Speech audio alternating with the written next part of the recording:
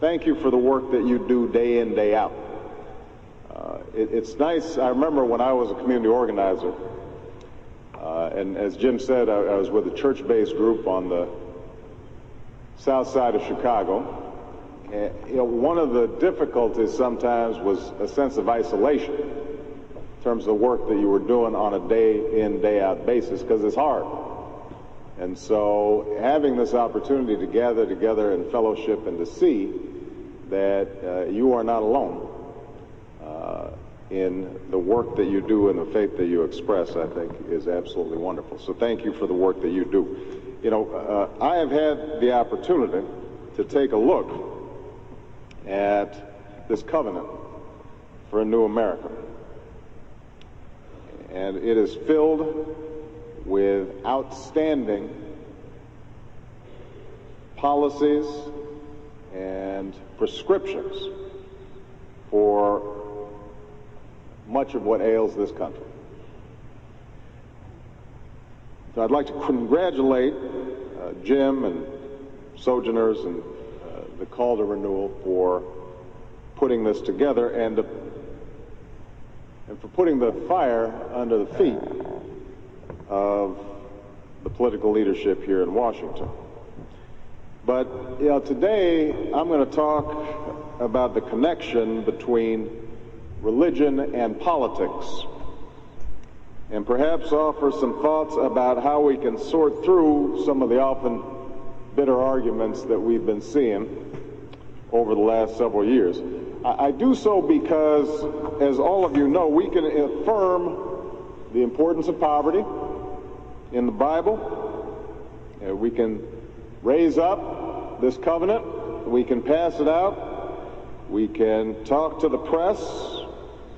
We can discuss the religious call for us not only to tend to issues like poverty, but also to tend to the broader issues of social justice and environmental stewardship. We can affirm all these important issues, but it won't have an impact unless we tackle head-on the mutual suspicion that sometimes exists between religious America and secular America. And I want to give you an example that I think illustrated this fact for me. Some of you know that during the 2004 U.S. Senate election, in the general election, I ran against a gentleman named Alan Keyes.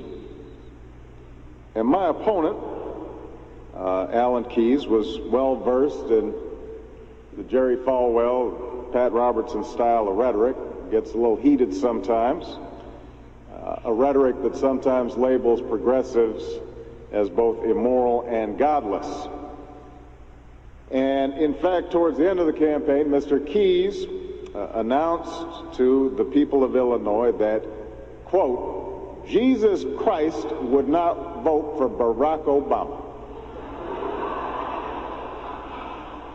Jesus Christ would not vote for Barack Obama. Christ would not vote for Barack Obama because Barack Obama has behaved in a way that is inconceivable for Christ to have behaved. Jesus Christ would not vote for Barack Obama. Now, I was urged by some of my liberal supporters to take this, not to take this statement seriously, to essentially ignore it. To them, Mr. Keyes was an extremist, and his arguments were not worth entertaining. And since at the time I was up 40 points in the polls, it probably wasn't a bad piece of strategic advice. But what they didn't understand was that I had to take Mr. Keyes seriously, for he claimed to speak on behalf of my religion and my God. He claimed to know certain truths. Obama says he's a Christian, he was saying, and yet he supports a lifestyle that the Bible calls an abomination. Mr. Obama says he's a Christian, but he supports the destruction of innocent and sacred life. So Mr. Keyes would say. And what would my supporters have me say? How might I respond? Should I say that a literalist reading of the Bible was folly?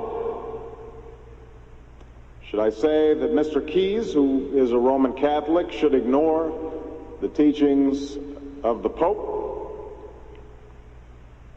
Unwilling to go there, I answered with what has come to be the typical liberal response in such debates.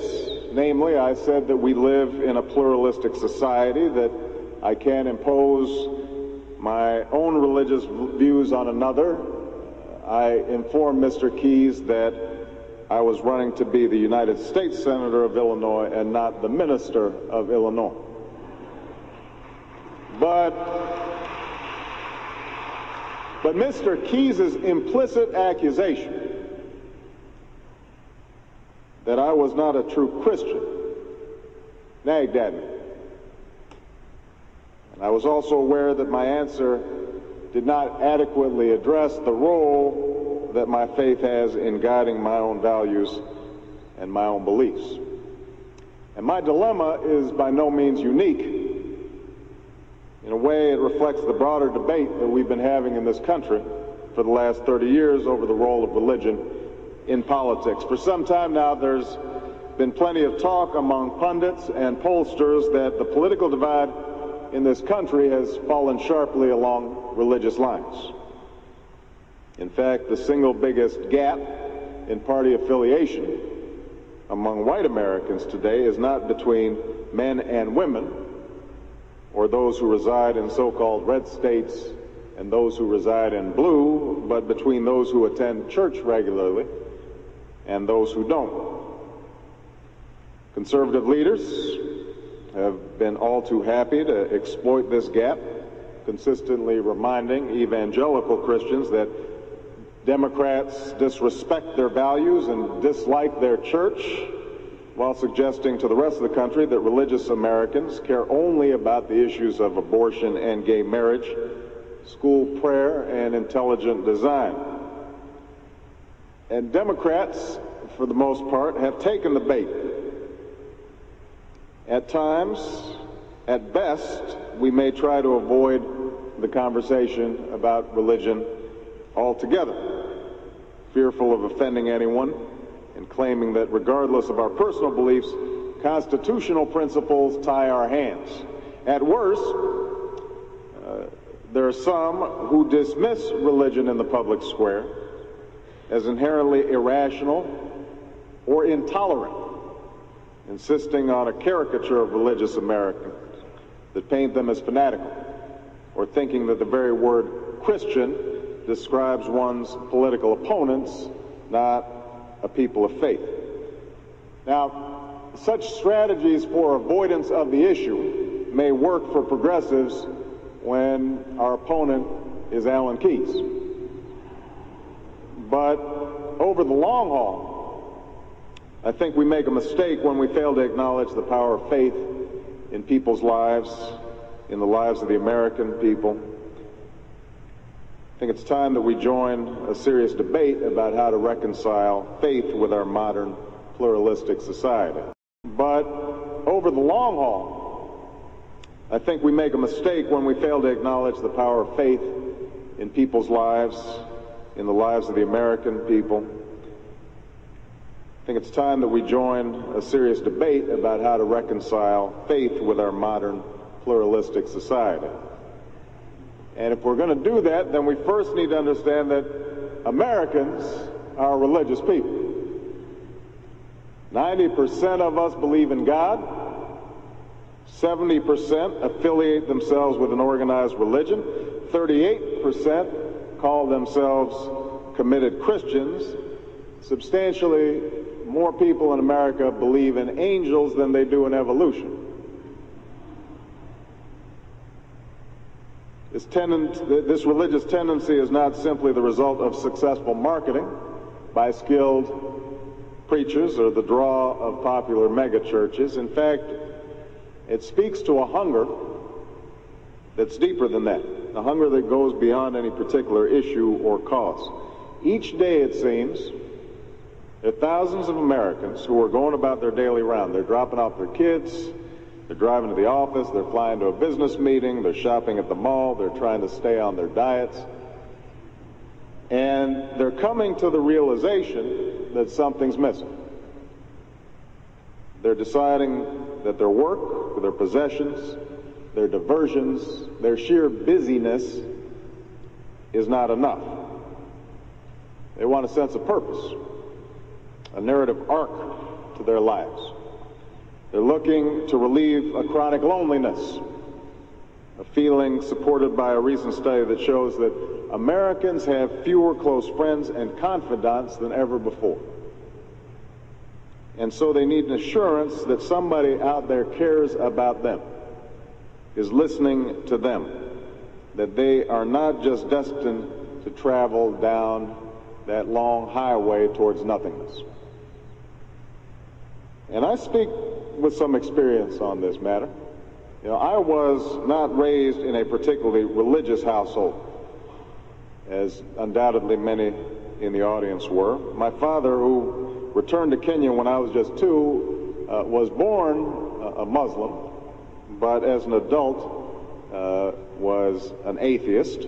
My mother, whose parents were non-practicing Baptists and Methodists, was probably one of the most spiritual people I knew, one of the kindest, best people I have ever known.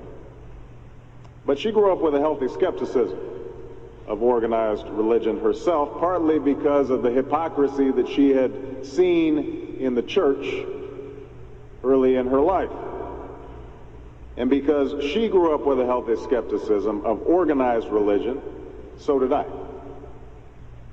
So it wasn't until after college, when I went to Chicago to work